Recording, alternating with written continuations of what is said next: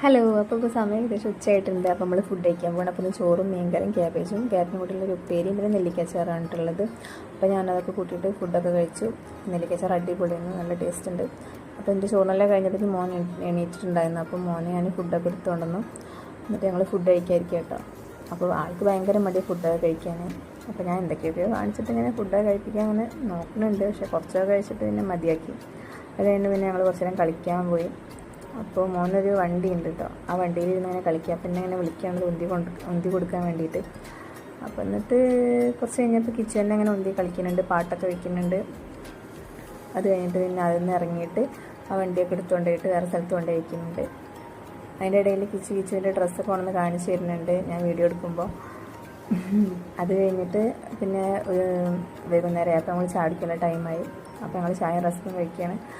കിച്ചുവിന് ചായ മാത്രം മതി, ചായ മാത്രമേ കുടിക്കുന്നുള്ളൂ. അതിൻ്റെ ഇടയിൽ